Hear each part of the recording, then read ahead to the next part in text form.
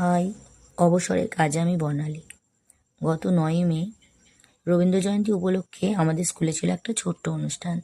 সকাল সকাল বেরিয়ে পড়লাম প্রয়োজনে 3টে জিনিস, সানগ্লাস, রুমাল আর ছাতা নিয়ে। যেহেতু ছিল প্রচণ্ড গরম, অনুষ্ঠানটা ছিল সকাল 8টা। দেখা হচ্ছে স্কুলে পৌঁছে।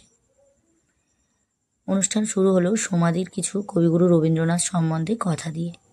পরিচয় করিয়ে দিই, সমাধি হলো আমাদের স্কুলের ক্লাস টিচারের পাশাপাশি গানের শিক্ষিকা। এরপর শুরু হলো ক্লাস 4দের একটা নৃত্য, এসো শ্যামল সুন্দর গানে।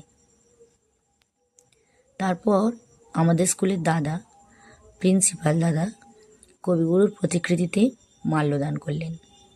তারপর সমাধি ক্লাস 3-র মেয়েদেরকে নিয়ে একটা রবীন্দ্রসঙ্গীত গাইলেন। তোরা যে যা বলিস ভাই, আমার সোনার হরিণ চাই।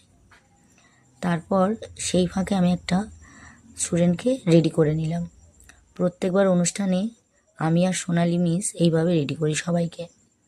তারপর কবিগুরু রবীন্দ্রনাথ ঠাকুরের ছেলেবেলা সম্বন্ধে আমি কিছু শোনালাম। প্রত্যেকবার অনুষ্ঠানে এইভাবেই বলতে হয়।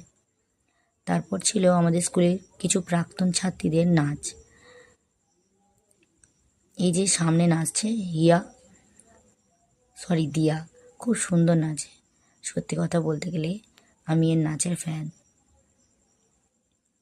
এরপর ছিল আরও 2জন প্রাক্তন ছাত্রীর নাচ। এরা সায়ন্তনী আর হিয়া।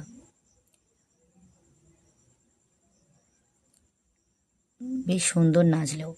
তারপর ছিল আমাদের গান। সব শেষে ছিল মিসেদের গান, পুরানো সেই দিনের কথা, ভুলবি কিরে হায় ও সে, চোখের দেখা প্রাণের কথা, সে কি ভোলা যায়। নমস্কার।